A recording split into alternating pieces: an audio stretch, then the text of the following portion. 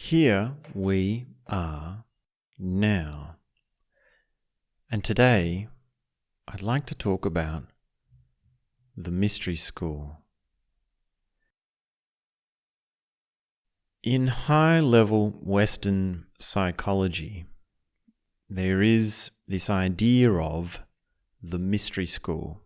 And I first came across this idea in relation to the work of Peter Ouspensky and how he was putting out his interpretations of the teachings of George Gurdieff. And broadly speaking, that's where most generally we say the idea of mystery schools has come from. But of course, this idea actually goes across all Western psychology and actually also into Eastern psychology and philosophy and religion, because many people had their own mystery schools. Abraham Maslow, Fritz Pearls, just to name a few, as well as some of the more traditional sort of psychoanalysts like Sigmund Freud and a few others that aren't coming to mind just quite at the moment.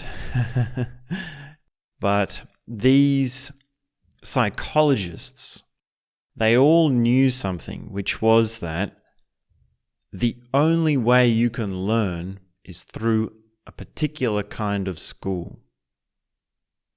The only way you can arrive at certain realizations is with the help of a group in some way. And the reason it was called a mystery school was because it was a mystery as to what you were getting yourself into.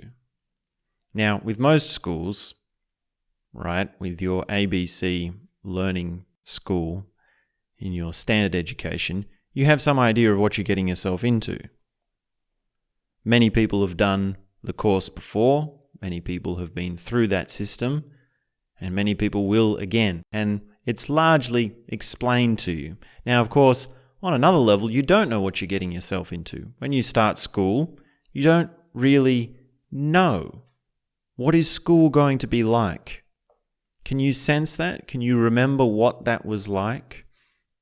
On the first day of school, the nervousness. What is it going to be like at school?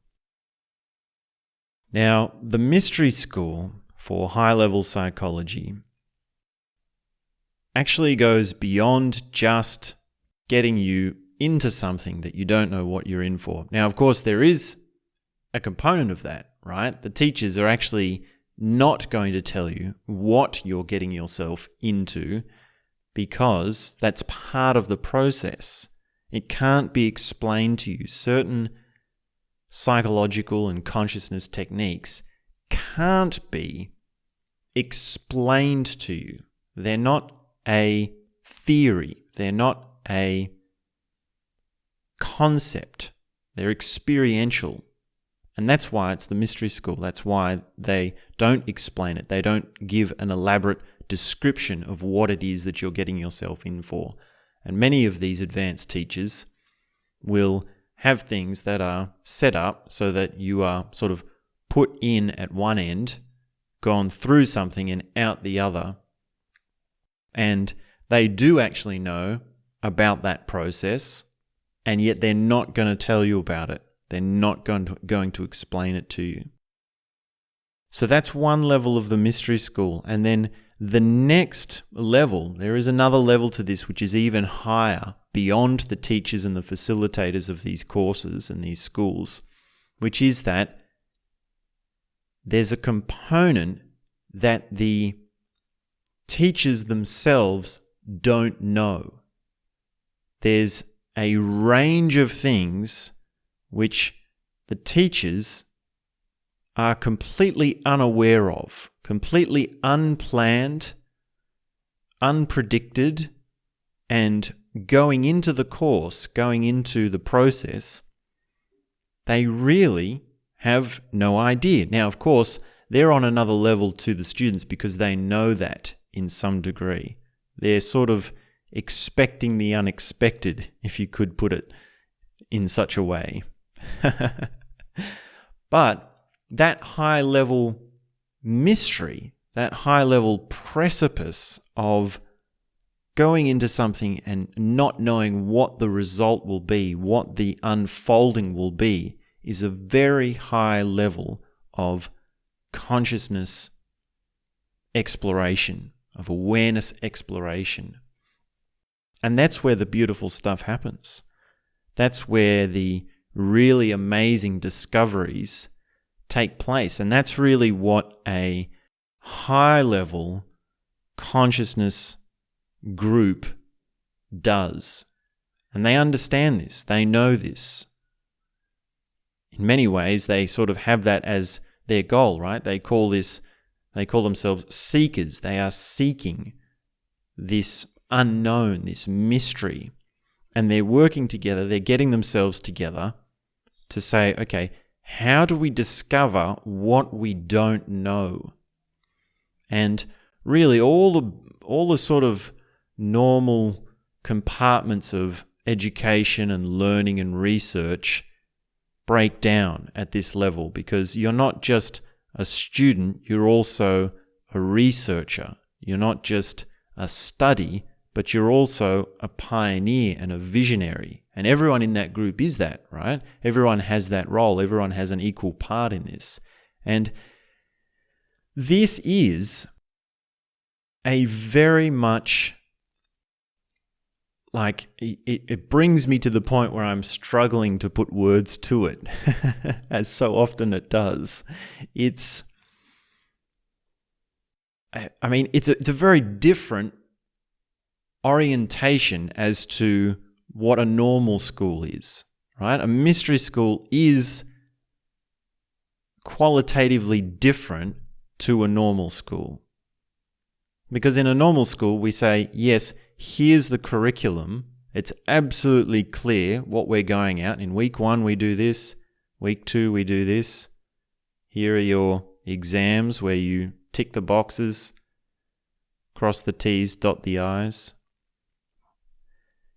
And then the total opposite of that, or sort of the mystery school side of that, is starting with, okay, we don't know what we're going to find. We don't know what we're going to discover. We're actually going to discover it as we do it. And that is a world apart. That is a whole nother level of school. And that's why we call a mystery school, and your primary school, your primary school. Now, to say the mystery school exposed is sort of this phrase that I've been toying with, which is, what do we do when we say, okay, we've got this mystery school, what if we were to actually try and bridge this? What if we were to actually say what is in the mystery school? Because you notice there's a degree of what I'm doing right now in that, right? I'm actually trying to explain what a mystery school is.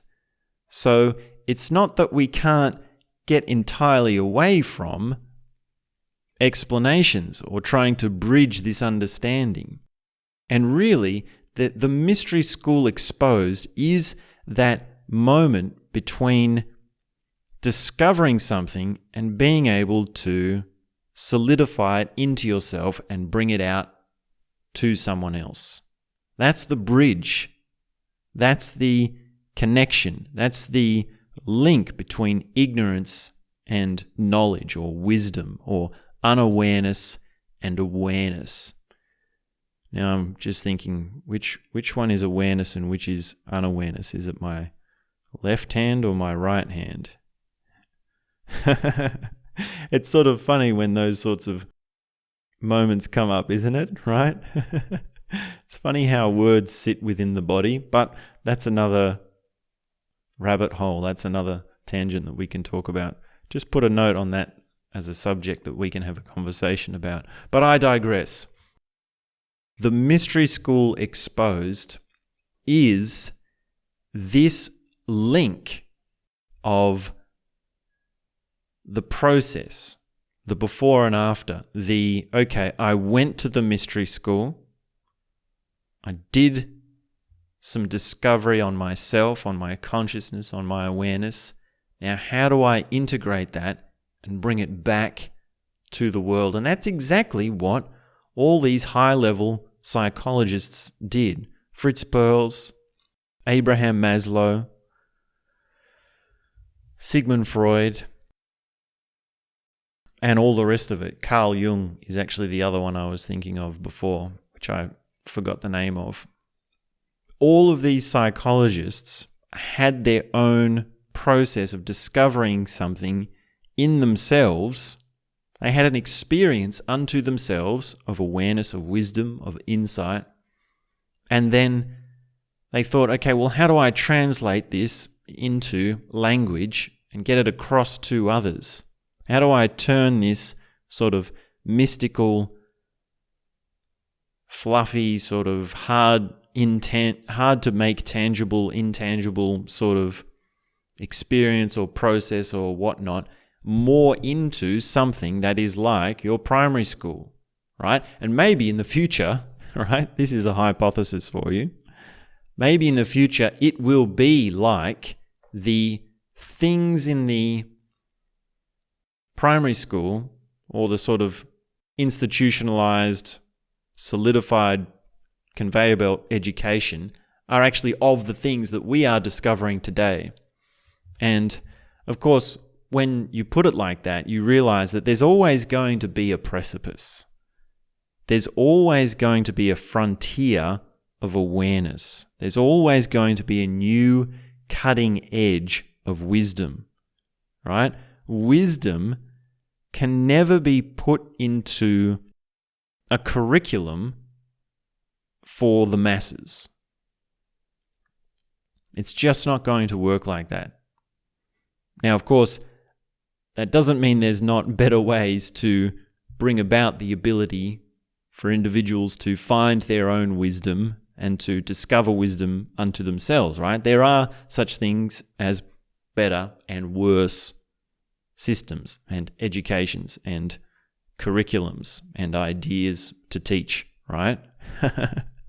But there will always be a precipice. There will always be a mystery school. And this goes for both the collective, as us as a human biped species, and also for individuals, right? You will always have your own ignorance to butt up against. You will always have your own unawareness that you need to bridge into awareness. And that's the use of mystery schools. That's the joy of mystery schools. That's the, in some ways, hero's journey or adventure of mystery schools. Now, of course, in today's culture, it's almost like we have the opposite of this, because we have all these online courses, right? I've got my online courses. I've got almost over a dozen of them by now. And it's like, tell me exactly what I'm going to get out of it, right? You want to know everything about it before you even enroll, right? So it's the complete opposite of the mystery school in so many ways. And it's like you have to convince your student so strongly and in so many ways, and you have to promise so much, right? You have to say, yes, it's going to do all these amazing things. Look at all these testimonials. Look at all these reviews. You really want this course. This is a life-changing course, and all the rest of it, right? So that kind of spoon-feeding of information or wisdom or knowledge or new insight is sort of the world we live in for education beyond school and beyond, sort of like for anyone who's autodidactic, for anyone who's self-taught, you're sort of lulled into that space of wanting to be given the information basically for free and promised so much.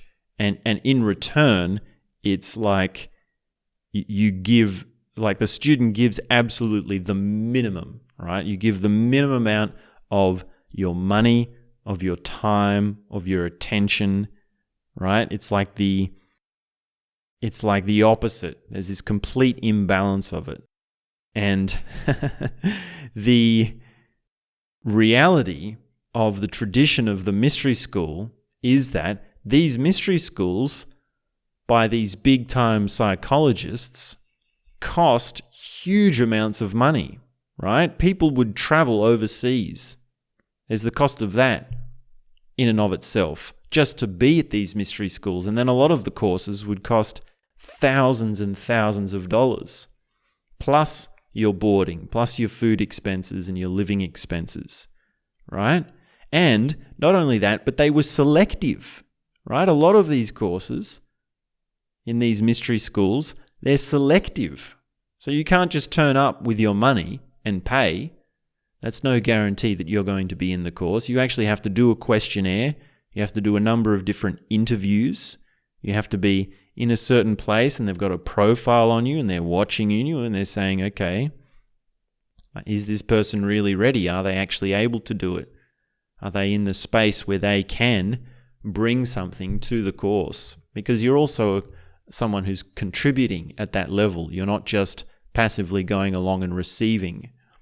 So this goes right into it. Like in George Gurdieff's day, he was very selective, right? He would put his students through all these elaborate tricks and play games on them and play mind games and manipulate them and do these ridiculous things and spy on them and give them wrong information and not turn up to places and have people, working against them. It was just this huge elaborate plot, right? So to get into that inner circle, right, it was this very, very important and tedious and painstaking and sort of elaborate process, right? And it was up to the student to prove themselves, right? It's like, why should I let you do my course? Can you prove that your consciousness is up to that level, that you are ready for it, right? And this is the world of difference from what we have today for many of the courses. And so many of my courses are just freely given and they're at a very low price. And I don't know if you could say, well, you're not worth George Gurdieff's knowledge. Maybe that's the rebuttal, but that's for you to judge. That's for you to try. I do encourage you to do one of my courses and check it out. Probably a good place to start is the Developmental Psychology course, right? That's something like 20 hours. And we go through 4 or 5 different systems of developmental psychology, right? And you can pick that up for the price of lunch. So that's just one example. Now, there is another very important point that I need to make on mystery schools and exposing the mystery school, or that's in relation to this phrase, the mystery school exposed. And this is that the ultimate mystery school, the absolute deepest truth of the mystery school is that life is the mystery school. Life is school. It is that you've turned up to something and you don't know what you got yourself in for. Just like the first day of school. Right now, right here is the first day of school. Now, of course, many people have been through life before. Many people have been through the curriculum, but not everyone has studied all of the curriculum, right? And it is up to you as to what it is that you are going to discover. It's up to you to prove to yourself that you are up to the journey, up to the discovery, up to being worthy of enrolling in life.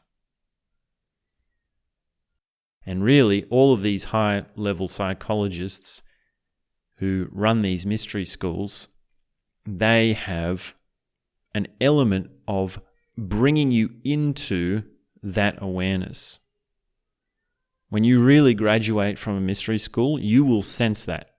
You will actually be able to sense that the things that are being taught to you are coming from life, right? So, for example, you might go into a mystery school course and it might involve some sort of personal one-on-one talking with someone, right? And because you're in a contrived environment and there's consciousness techniques and there's sort of these elaborate things in place, you're going to be having these insights and these new experiences of consciousness while you're talking to this person, right? So that's within the mystery school. But once you've graduated or once you've been through this, you will realize that you can be sitting at a cafe with a friend or with someone, and there's none of that elaborate stuff, right? You're not in a group anymore. You're just talking to someone, and yet you're still having insights. You're still having the learnings of consciousness. And that's just one example. It might be that you go into a group and you move your body in a certain way, right? You might dance in a certain way. You might do some Tai Chi or some energy work or some yoga or something like that in a sort of consciousness controlled way, which is worked out in the group. And then once you've come through the group, once you've been through the mystery school, you realize that, well, actually you can just dance to music, right? You can just do yoga by yourself. You can just do these techniques and work with your body without the group. And it is that the group or the school has brought you to that. And when you really sense that, on a deep level, you start to realize that, yes, life is the ultimate mystery school. And maybe it is a cliche. Maybe the school of life is sort of... I mean, I know Alain de Botton has his channel, School of Life. And it's sort of funny, isn't it, that he's sort of a modern psychologist or philosopher, or he's sort of beyond psychology and into philosophy, but you could classify him as a sort of high-level psychologist. And it's sort of telling that he chose to call his school the School of Life, right? This is exactly the point. This is exactly what the mystery school is. So those are a few points on the mystery school exposed. And if you ever get the chance to actually go to a mystery school and do consciousness work, do that. It will change your life. And in the meantime, you can check out some of my online courses, which you can do from the comfort of your own home. So thanks very much. Hope you're having a good day, and we'll be back soon with more.